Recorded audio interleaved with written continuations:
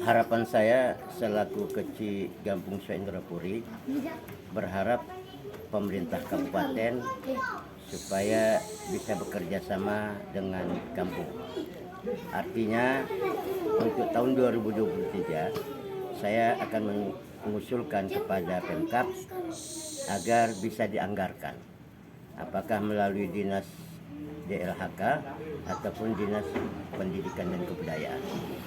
Dan setelah dianggarkan itu diserahkan nanti tenaga kerjanya kepada kampung.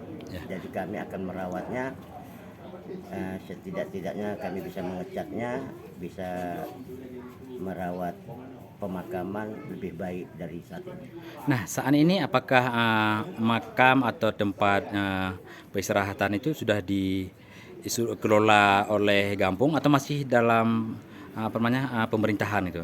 Masih dalam pemerintahan kabupaten.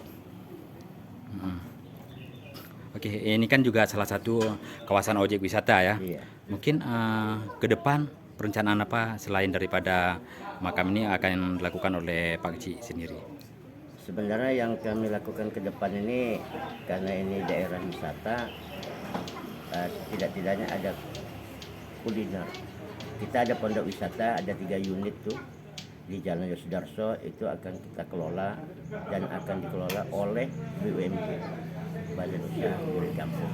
Dan kita sudah serahkan kepada BUMG untuk dikelola sebanyak 3 unit, dan insya Allah tahun 2023 ini kita akan merehabnya, mengecatnya, dan memperbaikinya. Berarti ini sekarang kenapa? Apa terlambat penganggaran atau seperti apa, Pak? Sampai tidak ada perawatan?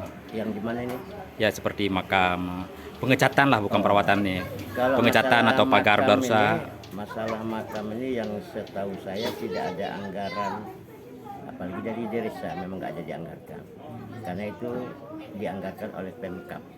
Dan insya Allah besok kalau saya ketemu dengan Pak PJ Bupati pada saat beliau berziarah bersama yang lainnya, saya akan sampaikan agar tahun 2023 dianggarkan dan kami siap membantu dalam bidang tenaga kerjanya. Makasih, Pak.